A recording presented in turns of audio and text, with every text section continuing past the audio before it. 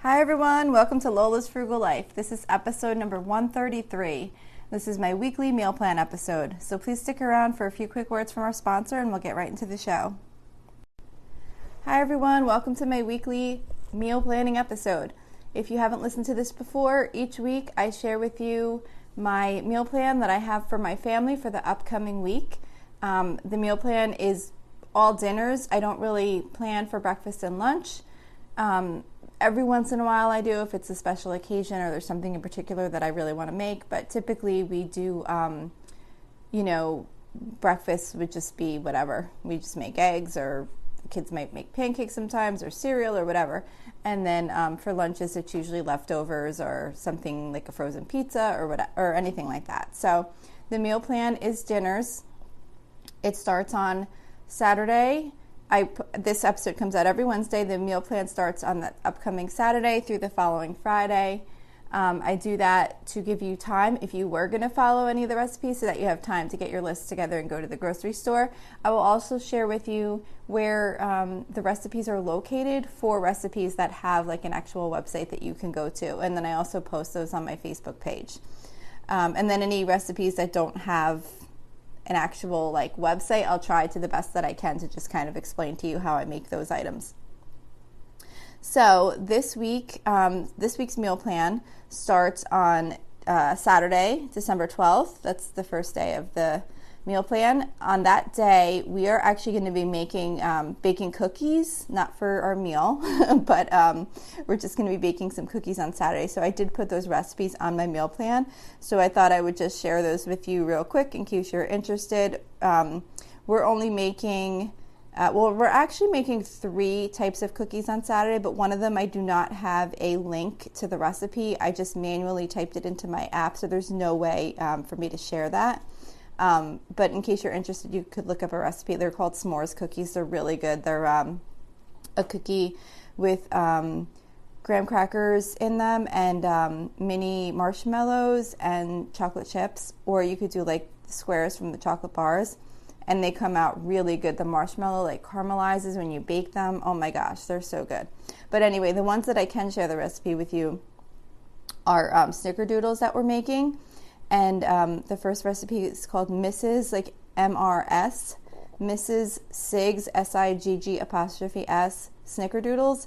And that recipe is on allrecipes.com. We made those last year. They came out really good. And then we're just doing the traditional Toll House cookie, chocolate chip cookie recipe. But they do have those on allrecipes.com. The recipe says original Nestle Toll House chocolate chip cookies. So if you're interested in that, we always really like those. We make those every year. So for food on Saturday, we're doing pumpkin chili again. I did this probably about a month or so ago. So we usually make this in the fall, and it's just a really good recipe. It's from allrecipes.com. And it's a beef-based chili, but it does have canned pumpkin in it and pumpkin pie spice and some sugar.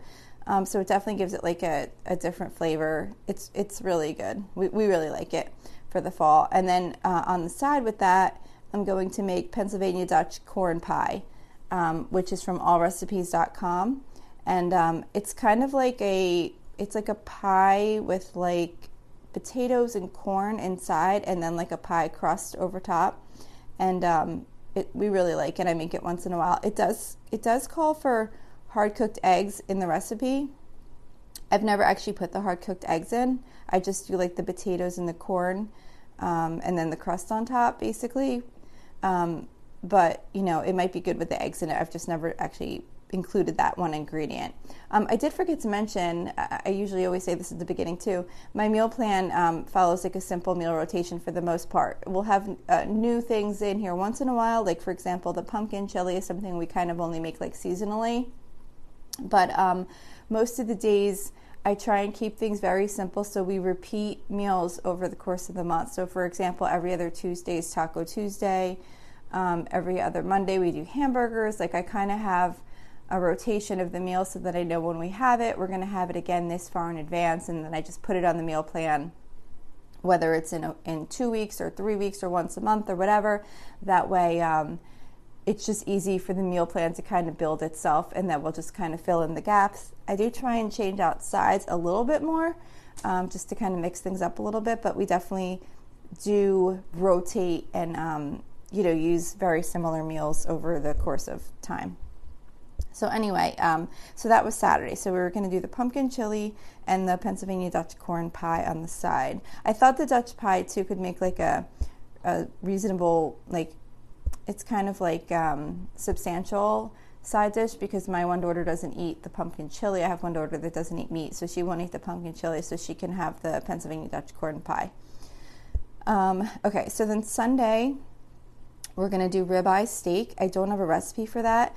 I just marinate it in a Ziploc bag with some Montreal steak seasoning and olive oil and red wine. It's like a quarter cup of olive oil and 2 tablespoons of red wine about. I don't actually really measure it. I just kind of like pour it in. And then I just marinate that, and then I just broil it, and it comes out really good like that. And ribeye steak, I think it is like, does have like some fat in it, but it comes out, I guess that's why it always comes out tender. It usually comes out really good. So that's a simple one. And then on the side, I'm doing fried rice, which is from mydaintysoulcurry.com. And that is an Instant Pot fried rice recipe. But I believe the recipe actually has both methods of cooking it stovetop and in the Instant Pot. I make it in the Instant Pot because it's something quick and easy. I could just get going while I'm getting the steak into the broiler, and then it's just like, I try and keep meals as simple as possible if I can, just because we have busy weeknights. If I'm doing a more complicated recipe, it's usually on the weekend. And the fried rice, of course, you could do in the Instant Pot or on the stovetop, either way. So that's for Sunday. For Monday, we're doing our hot dog night, which we do once a month. So we will be making hot dogs, and I will be making home fried potatoes on the side. I always do that when I make hot dogs, because we make like an Italian hot dog out of it. So I'll do like peppers, I'll do like potatoes, peppers, and onions, and I'll cut them up, toss them with a little olive oil and salt and pepper, and put them in the air fryer, or you could roast them in the oven. And we'll just do like Italian hot dogs. And then I'm going to do a bagged salad with that also. I might, I always sometimes I put bagged salad on my recipe plan. Sometimes I'll pick up a bagged salad if I see one that looks good, or sometimes I'll just pick up like the mixed salad greens and just kind of throw together a salad real quick. So that's for Tuesday. I'm sorry, that was for Monday. Tuesday, this upcoming Tuesday is Taco Tuesday. So for tacos, I really don't have a recipe. I actually don't even buy taco seasoning. I just cook up some ground turkey or ground chicken. Of course, you could use ground beef, however you like to make your tacos. And I just sprinkle in, like once the meat's cooked, I do add a little bit of water, just like they have you do when you use the taco seasoning. I add a little bit of water, and then I just sprinkle on some seasoned salt and some chili powder. And that's all I do. I don't know, it comes out good. I think it comes out pretty good for taco filling. And then I just put out, like taco shells and cheese and lettuce and tomato and the taco sauce and sour cream and avocados and stuff like that.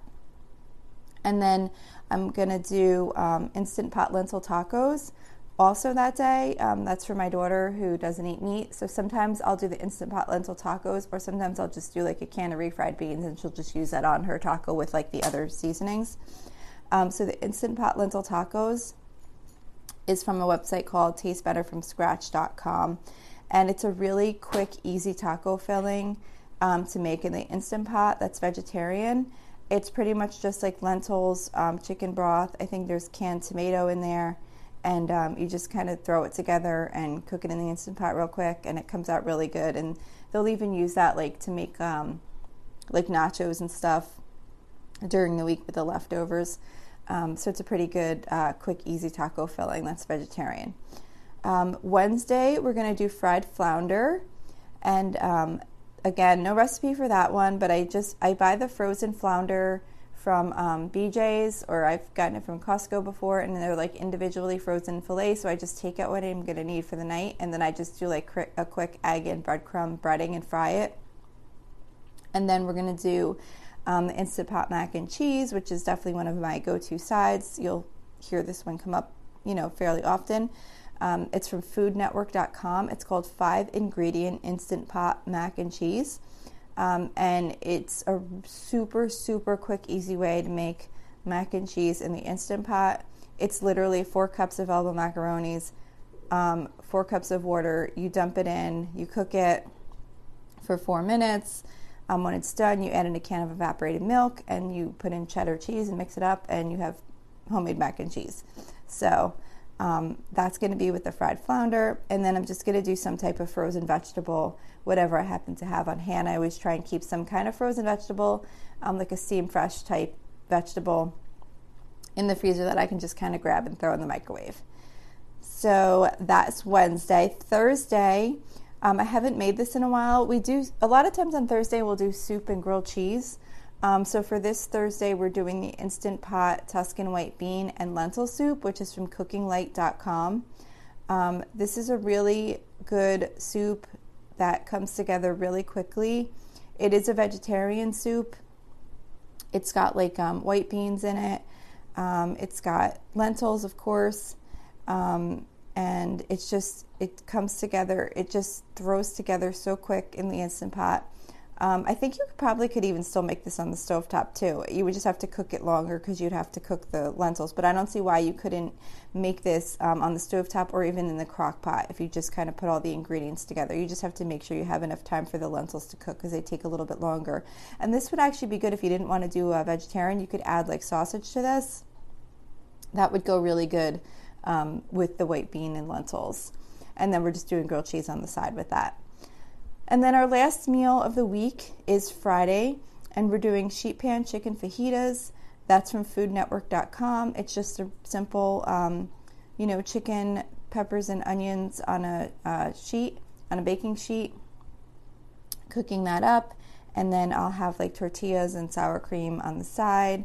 And then we're also going to do Chipotle black bean chili, which is from myplantbasedfamily.com, and that is another Instant Pot recipe. I'm sorry if you don't have an Instant Pot, because I just noticed like a lot of my recipes this week do happen to involve the Instant Pot, but I definitely think most of these could still be made on the stovetop. I mean, they're typical ingredients. It would just be a matter of just cooking it a little bit longer till everything's done. So we're going to do that because my daughter that doesn't eat meat won't eat the chicken fajitas, but she will eat the Chipotle black bean chili, and it's a vegetarian meal. And it's a really good too as a side dish to go with the sheet pan chicken fajitas. So that's what we're doing this week. I hope this helps you out. I think meal planning is really important. It helps you save money, and it definitely saves stress in trying to figure out what you're having for dinner that night when you already have your meal meal plan prepared, and you already have the ingredients on hand. So I really hope this helps you out in some way. Even if you're not using these recipes, maybe it'll just motivate you to sit down and get your meal plan together for the week. So if you'd like to reach out to me, you can reach me on facebook.com/Lola's Frugal Life. You could send me a message or post a comment on the Facebook page. You can also join our private listeners group, which is at facebook.com/groups/Lola's Frugal Life. Also, don't forget to subscribe on whatever platform you're listening to. And I'd really appreciate if you wouldn't mind leaving me a 5-star review if you enjoy the show. It's supposed to really help with extending how many people find the show when they are doing a search for something like this. So that's it for today. Thank you so much for listening. I hope you have a really awesome day.